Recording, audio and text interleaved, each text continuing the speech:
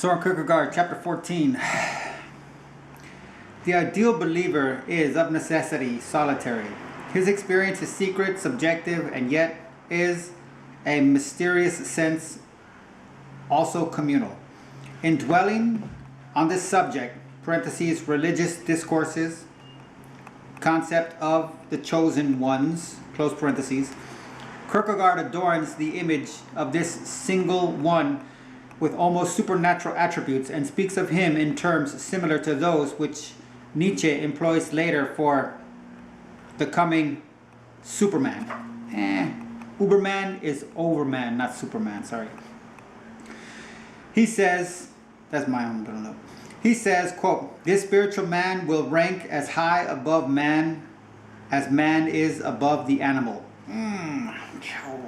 Sorry. He has not yet come, close parentheses. He has not yet come, but since time and eternity are one in the sight of God, he is already present in a mysterious manner. He is an idea without limitations, and his via eminentia represents the most decisive Christian category. The single one remains incognito and silent, alone before God, and unrecognizable by any external characteristics. As in Nietzsche's Superman, his silence, you know what, from now on when it says Superman, I'm going to say Uberman, because it's a wrong translation and I don't want to retranslate it. As in Nietzsche's Uberman, his silence and nobility are inseparable. He guards his thoughts and thus remains strong, residing in a realm where the masses can never be. His significance may become known only indirectly. He will be the world's victim. Kierkegaard's emphasis upon the single one illustrates once more his method of indirect communication, for which Socrates was his master.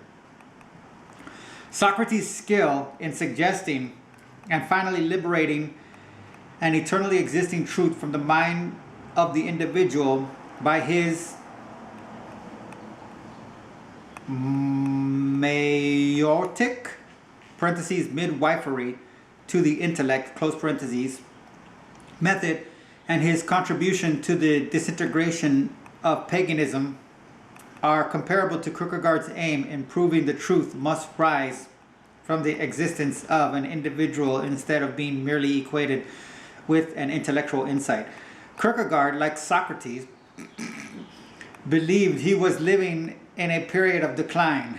He felt that he had to, quote, reintroduce Christianity into Christendom, close quote. Eternal truth present in the soul must be, quote unquote, recollected forward in the process of repetition and recurrence.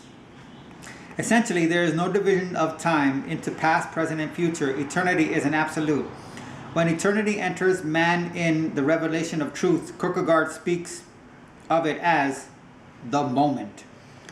The moment is always a judgment experience, since man is made to see the temporal under the aspect of the eternal. The single one achieves this. Much of Kierkegaard's concept of repetition again suggests Nietzsche's quote-unquote eternal recurrence. But Kierkegaard's single one is distinguished from the Uberman by his striving for humanity in the sight of God, and quality which the Uberman rejects. Kierkegaard was aware of the religious contradictions implicit in the praise of such a detached aristocratic being, for he wrote, quote, "If I conduct myself like others, I shall be a betrayer. If I separate from them, I betray myself," close quote. As so often, his heart and mind are divided between the opposite poles of truth. Yet he adheres to the austere demands of his idea, with which most people have no rapport.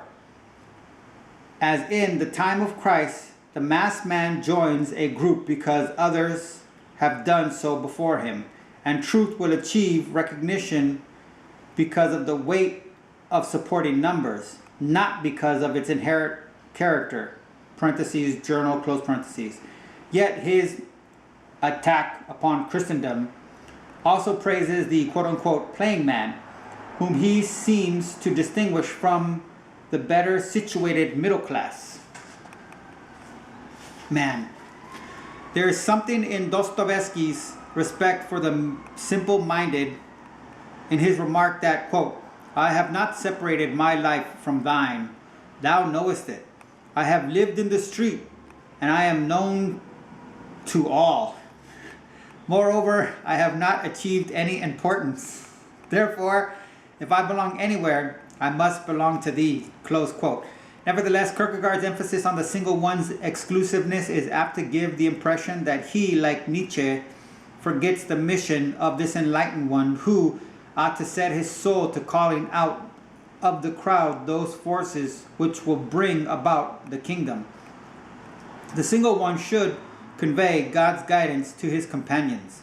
A full relationship with God implies a loving relationship with one's fellow man. It cannot afford to overlook the humility of which Kierkegaard speaks elsewhere so eloquently.